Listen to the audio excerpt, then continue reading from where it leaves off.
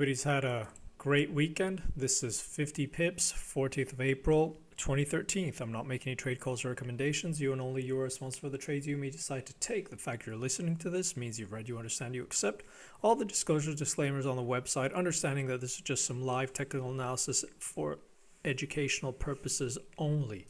Okay guys, so I'm going to try and keep it very quick and easy today. So we got the Masters going on, so I think everybody's going to be focused on watching that. So first things first, so in terms of the, we had quite a lot sharp sell-off in the commodities index, well, across the commodities. And what I wanted to point out is everybody was talking about gold or crude. I think the silver chart is also quite interesting just to look at something a bit different here. So gold, we've broken below that 1500, very, very aggressive. And if that holds below, that's going to continue to trade very aggressively to the downside. And you really need to respect that move. What's interesting here on silver is that we've broken back down. Okay, so we had some very nice technical action. We put in a bottom here, support around those 28s. Then we broke below previous support, acting as resistance. Bam, aggressive. Now 2604. So the 2600 is holding. Now this is a very important level. Why is this an important level? If you just step back on the chart, you can see that this level held for many times, even when we had a very, very, very aggressive price, right? So you see how strong the support is. So this is pretty much equal to that 1500 on gold. Okay, so going into the week, I think this is really an interesting level to watch. And keep in mind, it's really all going to be about how we behave this level going into the open. Now, to the downside, if we break below that, the next level I've got on my chart that I'm going to be focused on is the 2490s. Okay, but keep in mind that if we fail to get a daily close below this, then we could see some kind of a bounce. Now, that doesn't mean necessarily that we're going to go all the way back up, but I think this is going to be a very interesting support. So from a closing basis, especially on a daily, I'd really be looking at those 26. From the broader perspective, what you want to look at now, I'd say 2490s to the downside. You've got this 26s right here, and then to the upside, this whole area where we sold off coming in 2750s. But if we start to break below there, you know, you don't want to be stubborn, because if we start to break below those 2500, so here we've got a 2498 on the chart, we could see some sloppy liquidation from the long side. Okay, so just keep that in mind. Now, what's going on in terms of equities? We're always looking at the ES. I wanted to look at the DAX because I think the DAX is an interesting chart here. So what happened? So we're sold off quite aggressively, and then we got bid right here. So we pointed this chart out and we said, you know, this is a very interesting, sorry, top right at the top of this channel, very nice reversal candle here, getting into some very nice short trading opportunities. Now, keep in mind that this is going to be extremely important, because what's happened, so broadly speaking, this broader channel is being respected. And right near, we've based, moved up, and now the mid of the channel is holding. So this is going to be a key level going into the week or for trading this week.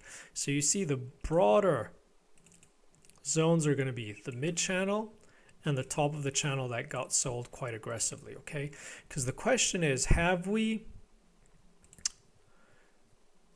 moved down? We're going to move back up into these 7810s. And is that going to be a sell point where we'll see more sellers coming in to continue and try to play this channel and move to the downside of that channel to retest those lows? Or is DAX attempting a breakout to the upside, catching up with the other equities indexes across the board? And are we moved up into the top of the channel? We're coming back down into the mid channel, and that mid channel is going to act as support for a breakout to the upside. Okay, so very interesting action here on the DAX. And so far, the fact that we held so nicely at that mid channel, this could be pointing to a nice move up and a nice breakout to the upside. So that's something I'd keep in mind. So going into the week, what you want to really look at is at least short term, how we behave around these 7810s. Bearish below, bullish above. Keep in mind the broader ranges, downside 77.33s to the upside 78.70s. But I think this is an interesting chart. I'll probably be talking about this on Twitter next week, okay? Then let's look at a lot of people were asking me about Euro JPY. What I wanted to mention on Euro JPY is just some people asking why I'd been talking about those 132s. Now I think those 132s are very interesting because if you step back, basically that 132 is the 50 back from those 169 highs all the way back to those lows. That's why that level is on the chart, and that's why it's a different color, okay? I wouldn't necessarily be looking at fibs in this context. The only thing we're saying here, and we're not changing our outlook, is that the pair remains well bid.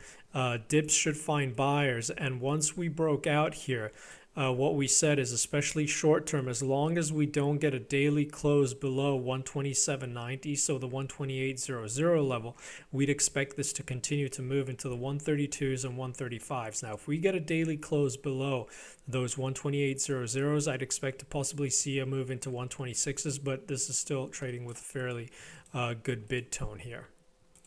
Now, a Euro and cable. What's going on Euro and cable? Cable, we were looking for this retracement all the way back up. I'm still looking for 155s to print, move up into the 155, 156 level. We've discussed that quite a lot in time, so people who are familiar with the blog or been following should be aware of that.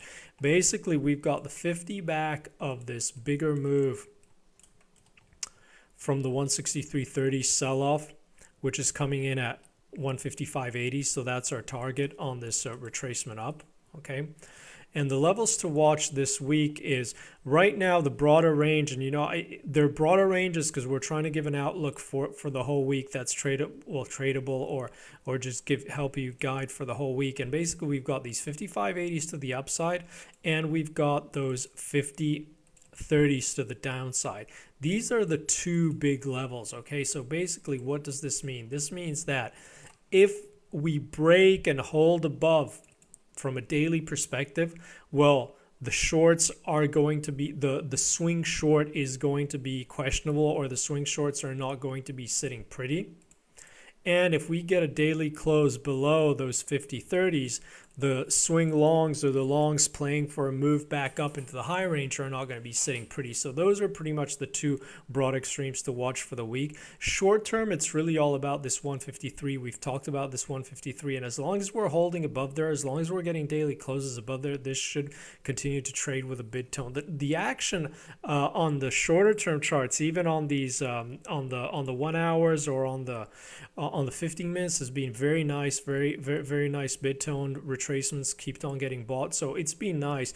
Right now it's really short term. Do we close above below 53s? But those are the ranges I'd be looking at for this week, okay?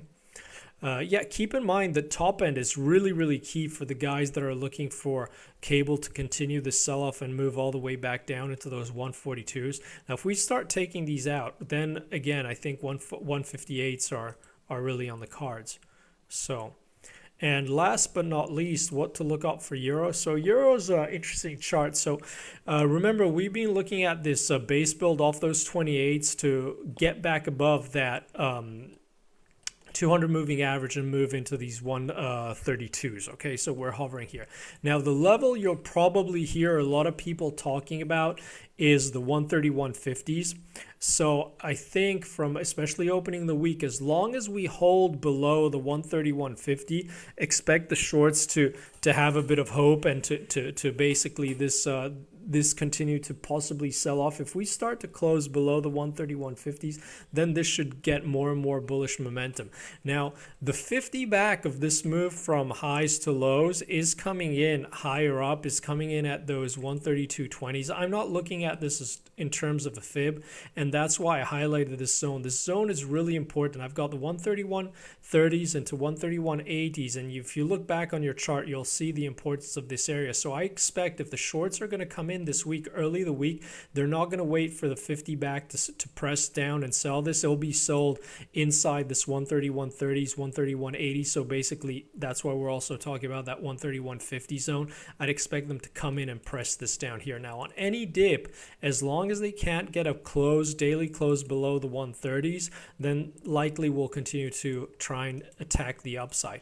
Now, from a bigger picture, what's going on Euro, okay? Just I think this might be a useful exercise, just a reminder for everybody. Now,